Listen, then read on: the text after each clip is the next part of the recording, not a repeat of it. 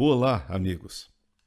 Impressiona a estratégia de alguns candidatos em ressuscitar conflitos entre classes sociais e setores produtivos no Brasil. Mesmo que os empresários, principalmente as empreiteiras, estejam financiando as campanhas, a ideia de que os ricos estão contra os pobres é algo inadmissível. O jogo de tentar colocar os pequenos agricultores contra os de maior porte é uma estratégia de quem quer criar conflito como se fosse impossível conviver no campo independentemente do tamanho da área explorada. O produtor não se mede pelo tamanho da área, sim pela sua condição de estar produzindo alimentos, de ter vinculação com o agronegócio. Se é pequeno, médio ou grande, não muda. A sua classificação é produtor rural.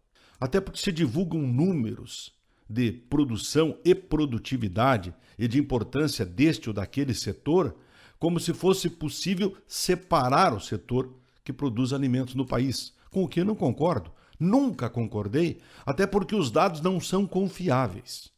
E as lideranças do setor sabem que os dados não são confiáveis e são manipulados de acordo com os interesses, como dizia o finado Brizola.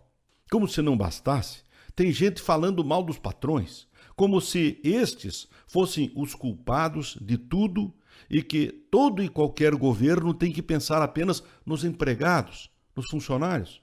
Mas e quem pensa no patrão? Que são os que pagam impostos, que geram empregos? Sem patrão, minha gente, não existe emprego.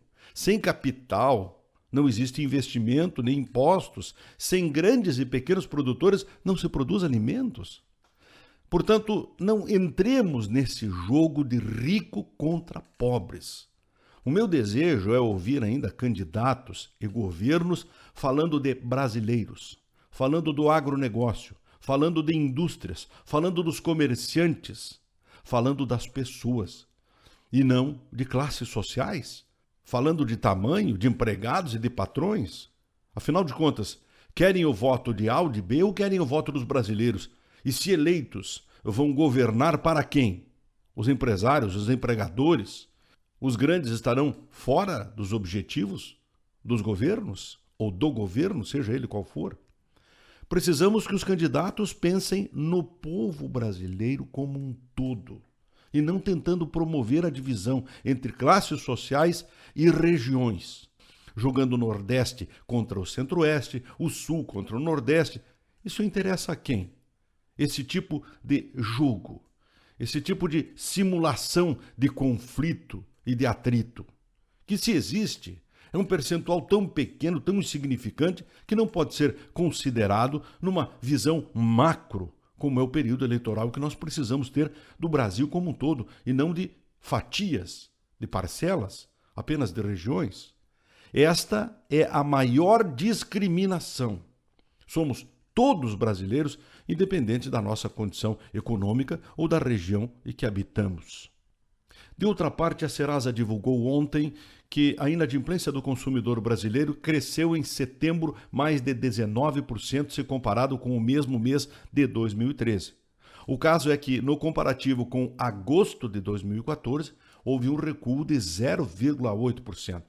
Segundo a análise dos economistas da Serasa, os motivos para esse crescimento na inadimplência são, pela ordem, a recessão econômica, inflação oscilando acima do teto da meta e o crediário mais caro. Uma outra informação mostra que 67% dos idosos brasileiros estão endividados. E para encerrar, lanço mão de uma frase de Paulo Freire que diz o seguinte: é preciso diminuir a distância entre o que se diz e o que se faz, até que, num dado momento, a sua fala seja a sua prática. Um grande abraço. Eu volto amanhã.